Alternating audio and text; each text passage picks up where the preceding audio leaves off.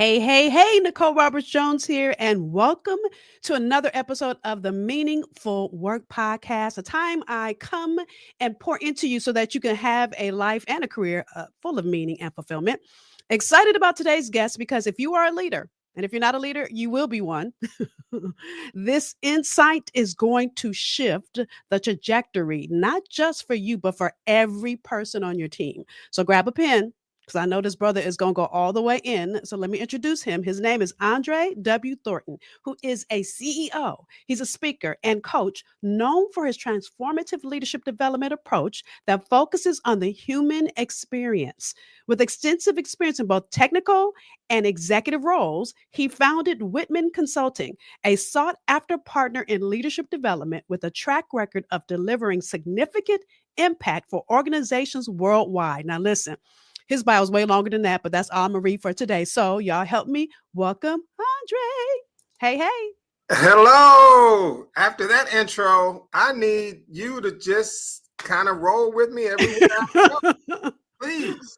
I'd be happy to do it. We'd have a good time. Probably do too much and not get any work done, but nevertheless. So tell us a little bit about your pivotal moment. Like, how did you get into this whole transformative leadership, purpose-driven leadership place in your own journey?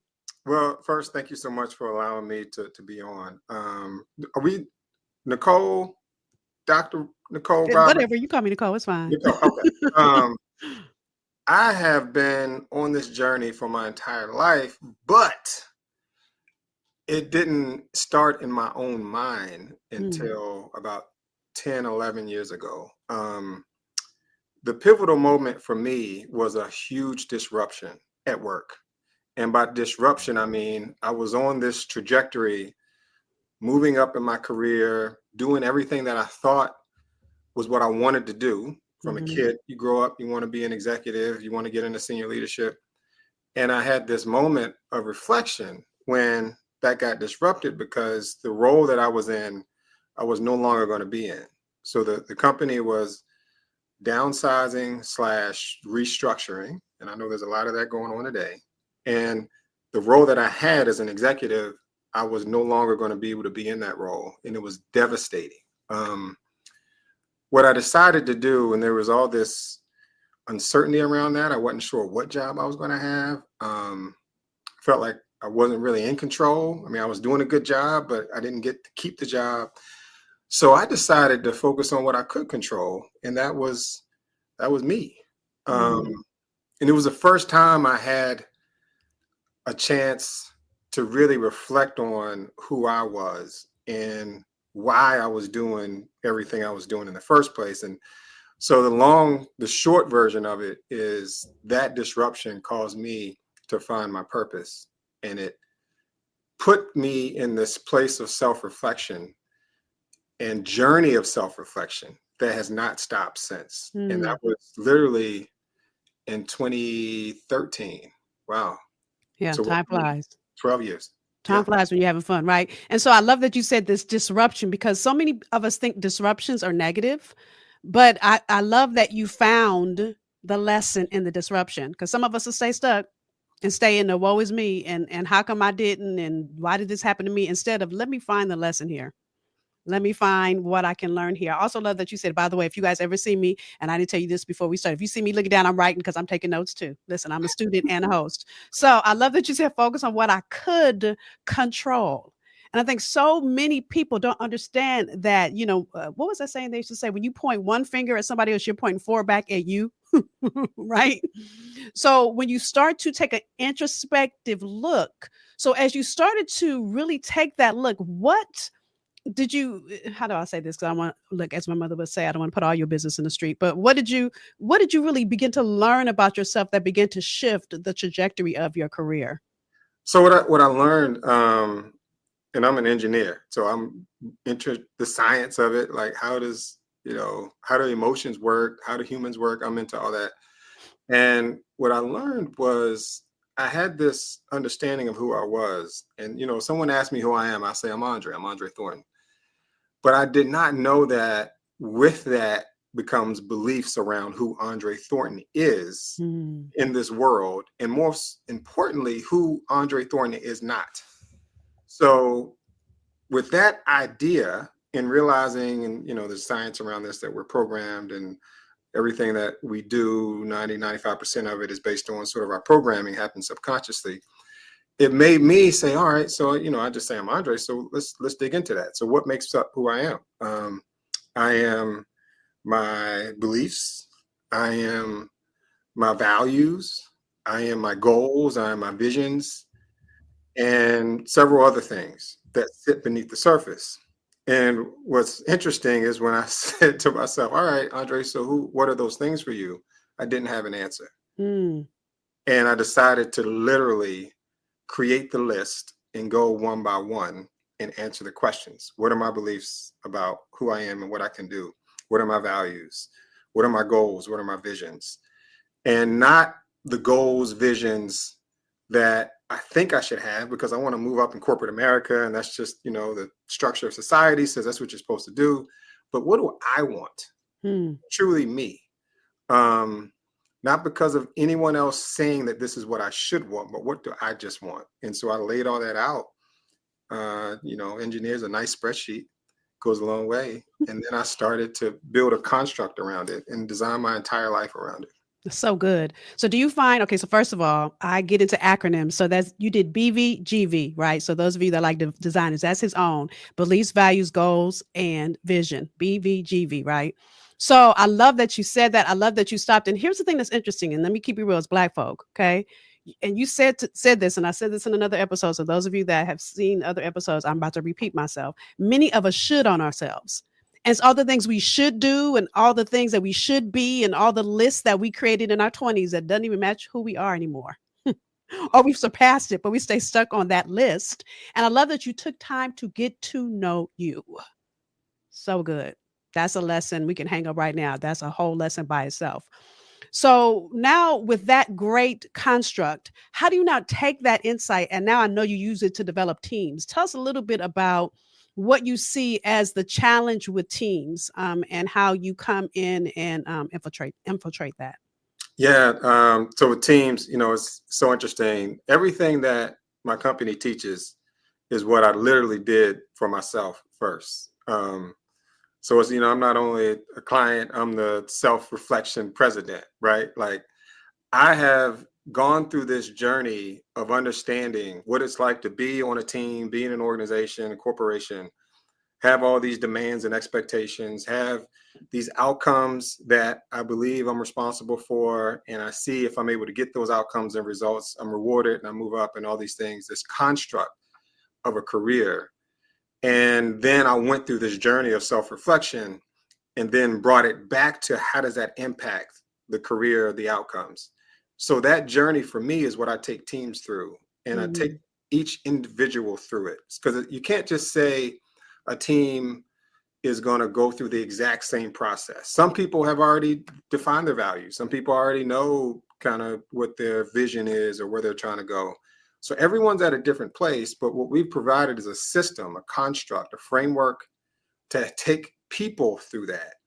And the beautiful part about teams is it becomes this flywheel effect with a team where you can do the thing within the group team environment and everyone's going through their individual experience. But as they're going through it with each other, there's this perpetual effect of them each continuing to grow and it being safe for them to not know all the answers yet and grow in the journey together. It creates a system for them to go through this process. And that's the beautiful thing of organizations and teams and companies is they have already the system in place to basically get people to show up and do work. So why not use that same system to get people to get this understanding so that they can bring more meaning into their work? Hmm. So good. So good. So let me say this now. Let me preface it with saying I'm not a scientist, so I'm gonna probably mess up what I'm going to say. So please feel free to correct me. My husband is a physicist, so trust me, he gets plenty of laughs off of me trying to say some scientific something. But what's interesting is as I'm hearing you share this, what's coming in my mind is our body is a whole system. Okay. So when you create a construct, right, for organizations, think about our body as a construct.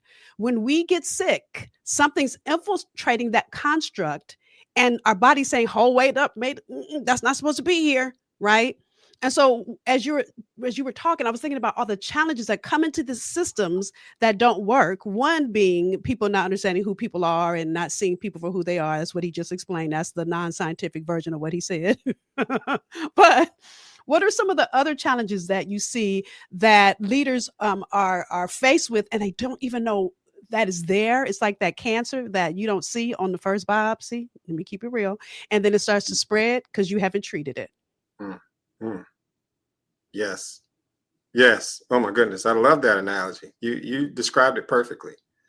There's a system. Everything is a system. Um, Us waking up in the morning and the first thing we do is based on a system. It's based on what's convenient to us, what are our habits around it. And our bodies are systems, our relationships are systems, our homes are systems. Everything is a system. And once we understand that, we can get intentional about designing the system to create whatever we want to create. And that's a powerful, really, really powerful understanding to have. By the way, I would have never thought I would be doing this. This in my system of growing up and, in a career and being able to connect purpose and my why to my work was never uh, something that I aspired to. Hmm. It literally took that disruption, what felt like the most horrible thing that could possibly happen. It took that moment for me to go through this process and have this discovery. And I mention that because I know right now there are several people going through a really hard time in their career. And I offer, and this is, of course, hindsight 2020. I've had this company for 9 years. I went through this transformation a few years before that.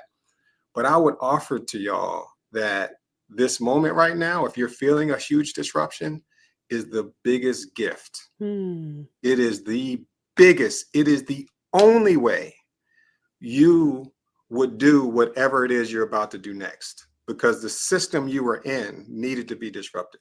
Ooh, that's so good. The system you were in needed to be disrupted. And you know what's interesting is, and I say this all the time, God never intended for us to live on one level. Mm. Many of us get stuck here and we think, oh, well, how am I going to move here? But listen, our life is meant to live through levels and stages. Just like when we went to school, we didn't start in kindergarten and then graduate 12th grade. It didn't work like that. We had to go through levels. And so that disruption began to help mold you into the next level of Andre. Just like this disruption, even though it doesn't feel good, just like, when you eat your vegetables when you're little, doesn't feel good, but it's for your good. Right. So give us maybe a real life example of, without saying the client's name, so we won't put, as I said a few minutes ago, people's business in the street, but example so people can begin to see themselves in a shift of a team that you work with, that you begin to see that there was some disruption needed in order for them to grow.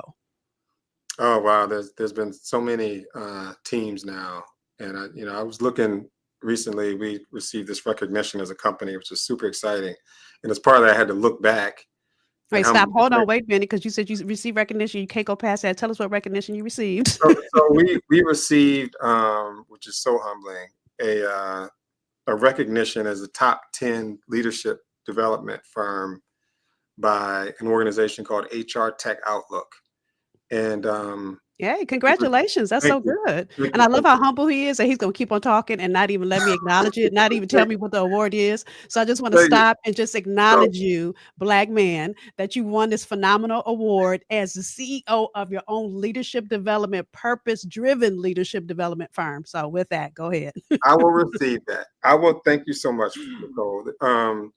One thing a lot of people don't know about me, and they're surprised to find out, is I'm introverted and I'm shy. Um, which is important to realize that there are two different things. Introversion is sort of how we get energy, but shy is, I'm the quiet kid in the corner that just so happens to be out doing keynotes and doing training. So we received this recognition, and which is great. And then the magazine was released this week, and they put me on the cover of it, Mm, and it was kind of I mean, it was exciting, but it was also like one of these everybody don't look at me moment. But anyway, so as part of that, they wanted us to understand and share, kind of what the company has done. And we work with almost 50 different clients to this point, which is phenomenal. Mm-hmm. What we started doing, and to answer your question about what we've seen with some teams, is we started to measure the impact. So any organization, so you come to us, we don't have this is exactly what we're going to do. We need to understand what your organization needs. So if an organization says, hey, our team or our organization, we need more trust. We feel like that's just missing, that's foundational. We will design an experience around building trust with those people, and we will measure the trust before and after. If an organization says, hey, we're looking to improve our great place to work scores for the entire enterprise, then we will very specifically look at the questions that they want to improve the scores on and design an experience for their senior leadership team to create a culture that trickles down to impact the great place to work scores in those areas. And we've been able to see those results from start to finish. We start with a number and then we finish and we're able to deliver an increase. So trust may go up 50% in an organization. Mm. Great place to work scores may increase in that question area by 5% year over year. So those are the kinds of results we've been able to deliver. So good. So good. So as you've been in this work, what would you say are some of the things that leadership prioritize to find more of a meaningful, and of course I got to say meaningful at some point, purpose-driven culture in their workplace? It's interesting. It's so simple. I almost feel guilty about it. All it really is, Nicole, is paying attention to people Mm, and making that a priority as opposed to like the secondary thing. It's so natural when we come into an organization and we're expected to deliver results to focus on the results and think the people part would take care of itself. But what I have found, and it is so counterintuitive, is that when we focus on the people first, the results will take care of themselves. And it is that sort of counterintuitive realization for the engineer brain, right, who's all about data, logic, and facts and results, to realize that no, really, it's the art of inspiration through mm, leadership of people that will get you the best results. And it'll make it more enjoyable, which, by the way, the science says if it is enjoyable, you're likely to get better results. So everything points to focusing on how do you create the best experience for your people. So how do you do that? You get to know your people. You make it a very intentional part of what you do as a leader is to understand your people. And as an organization, so organization is really just a group of people, a group of leaders, teams of leaders. You create a culture where your leaders are expected to do that with their teams. mm. And I have found that is the secret sauce. And so when we come in and we work with organizations, and I say it's almost feel guilty about it, but that's all we're doing. And we get to the work, but we focus on the people first. Yeah, but we're so programmed to not focus on people. We're focused on profit. There's a book called Profit First, and we need to be people first, right? So it Yes. sounds like it's sneaky, and yet it's really hard probably for people to make that shift because they haven't grown up in their role in their career trajectory, focusing on people. And some people, dare I say, if you grew up in a dysfunctional family like many of us, you don't know how to focus on people because no one's maybe done that in your family. You've never had that experience.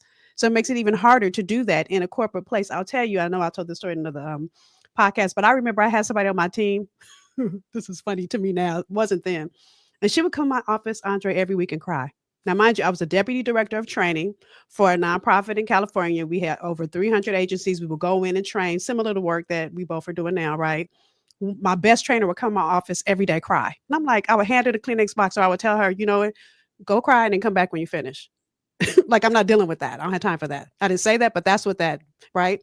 Mm. Every week. And so after a while, I handed her the Kleenex box and I said, go ahead and get it out and talk to me about what you're feeling. Now, mind you, I'm a social worker. I'm trying to do that, but I'm like, I don't have time for that. Until I asked her, Do you know, not only did we work through whatever that was, and I'm not going to tell her business, but we worked through that thing. In addition, she started to overperform everybody else because she got it out. And by the way, she ended up quitting and getting a better job. But that wasn't my intention. But I remember how she's always at least once a quarter reach out and just thank me because I allowed her to process what she was feeling, which made her a better person. And I think it's really hard for us. And I'm gonna tell you the reason I didn't do that. Mind you, I'm a social worker, so I'm trained that way. But then you get in a big corporate role, and I'm deputy director of a division, and now it's telling me that I have to hit these benchmarks, and I'm worried about my benchmarks. Mm, And I forget about worrying about my people. mm, mm, mm. You know, that reminds me, Nicole. My college roommate, who I won't share his name. I won't share the name of the company. But he became an executive. This is a very well-known company. Everyone would know the name of this company. Came as an officer of the corporation, an executive, and he passed away from cancer in 2022. And at his funeral, which his company sponsored, by the way, which is kind of unusual and really great. Everyone that got up there and spoke said nothing about his metrics, said nothing about his performance, his KPIs. Everyone that got up there talked about the impact that he had on them as people. And I tend to believe that at the end of all of our lives, looking back, that is what's going to matter.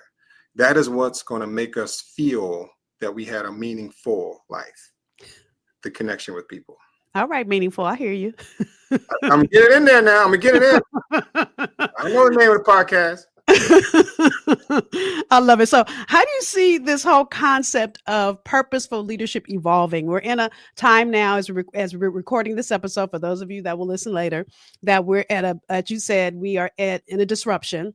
But how do you see, even in this moment, the future of purpose-driven leadership? Where do you see it going? How do you see it evolving?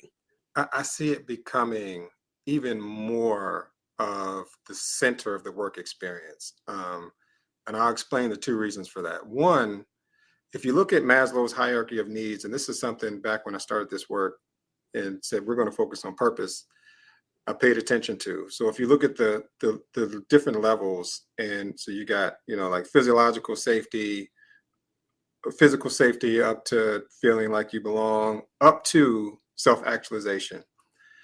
And if you look at the generation, so baby boomers kind of took care of the bottom of that pyramid. Gen X was up in the more feeling like we belong and we're getting promoted. And then you looked at when millennials got into the workforce, and now Gen Z, they're at self-actualization. They're at the top of the pyramid. So if you think about it that way, this idea of baby boomers would stay in a job for 40 years and then retire. And I remember years ago, it's, millennials are jumping around so much. It's because they're looking for more meaning in their work. So that trend is already there. That's one thing. The second thing, we are going through a reset right now in this, not only this country, but in this world. There's a reset. What the outcome of that reset will be is still to be determined, and that's out of our control.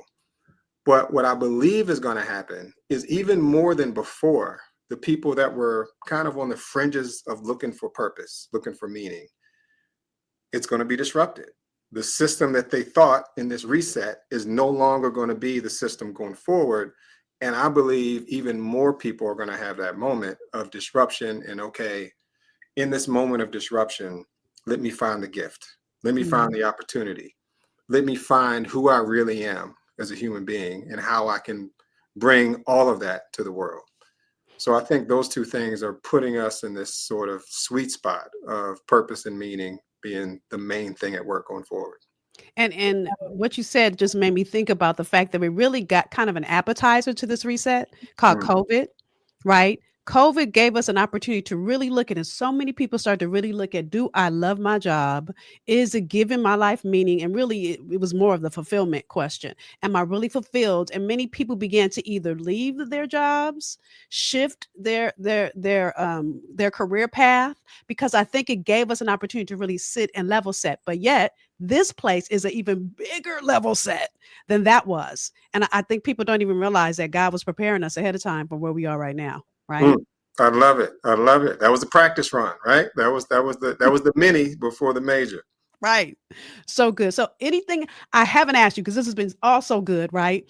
Any question, anything you want to share with our listeners that I haven't asked you as we wrap up this episode? Oh wow, what a thoughtful question. Anything that I have not been asked that I wish I was asked in this moment. Um, I think so. One thought is around the idea of leadership, and I was talking to someone the other day, and they said, and they were, Gen X, kind of an older Gen X person, and they said that they don't think they would be comfortable if their manager asked them about their values at work, because coming up we just didn't talk about that kind of thing. And if I had to leave one thought with this audience around the concept of bringing more of your why to work, making work more meaningful as a leader, it's two ideas. One, you don't have to be in a management position to be a leader. Managing and leading are two different things. Leading is a decision. Leading is an action. Anyone can lead if they make the decision to. Leading just means that you have followers. It means that you're taking people somewhere. You have some influence and you're trying to help make a positive impact. So that's the first thought around sort of what to do with being a meaningful and sort of purpose-driven leader in an organization. The second is to realize that this generation, and as we just talked about, even more, probably everyone with everything that's happening in this reset, is looking for meaning more than ever. And the way to be a purpose-driven leader is to start with yourself. You can't give what you don't have. You can't teach what you don't know. So there's this if you haven't done the self-discovery work to figure out how you're bringing meaning to work, then it's hard for you to do it for other people. Mm-hmm. But once you do it for yourself, don't stop there. Do help your people understand their values, and things like that, who they are, and how to bring more of the best of themselves to work. So my two parting thoughts are that, and to just lean into this moment. This is a time of, I've talked to so many people, there's so much anxiety. You can see it on their faces, you can feel it. However, I've also talked to so many people that see nothing but opportunity right now. So realize that there is an option to make the decision to lean into opportunity, to lean into taking this moment to do something that you never, ever would have thought to do if this hadn't happened. And hopefully we'll be seeing and reading about everyone that's listening and all the amazing things that you're doing. So good. So good. So thank you, Andre, because you've given us so much, right? To chew on, to activate, to reset, to really look at where we are so that we can use this disruption for our good. So it doesn't have to be a negative disruption. It could just be a moment to shift, to do whatever our next is. So thank you for the work you're doing. Thank you for sharing. And believe it or not, I'm shy too. And I'm just sharing this with you guys at the end. I had to push past the disruption of, listen, if you guys ever see me speak, okay, I'm gonna out myself real quick and then I'm gonna close. If you see me speak, so don't laugh. When I have a glass in my hand, I always have a straw, and people think I'm being a diva. Let me tell y'all why I have a straw, because I'm shaking so hard that I cannot put the glass up to my mouth. I have to drink it through the straw. Because I'm shy and I'm nervous and I don't, if I never had to speak, I love it now. But in order for me to do it, I'm still nervous. And the minute we are not nervous, as shy, introverted, I always call myself, what is it? Whatever, intro, extra, because I like people, but I like to be by myself too. I forgot. Is it an ambivert? Ambivert, I believe. Whatever. That thing, that. So as long as you stay comfortable, you'll never push yourself into what's possible for you. It's getting comfortable with being uncomfortable. If you walk away with nothing Andre has said today, walk away with understanding disruptions are uncomfortable, but they push you into your next level. So thank you for everything you shared. So good. Appreciate it. Thank you so much, Nicole. That is the word that you just left me with. Let me put that in my notes. Thank you for allowing me to be a part of this experience. Thank you, sir. So good. I could talk to him for the next hour. So listen. I ask you this every episode. Number one, share the insight, the value, the activation you're going to take based on what Andre has shared here. Number one. Number two, share it. Share it in social media, share it on YouTube, share the link. Why? Because somebody in your family, your tribe, your village, your friends needs this insight. They're at a place, but maybe they haven't found the positive in their disruption yet. And the insight here will give them the shift that they need. So thank you again for joining us for the Meaningful Work podcast. I'll see you for our next episode. Bye, y'all.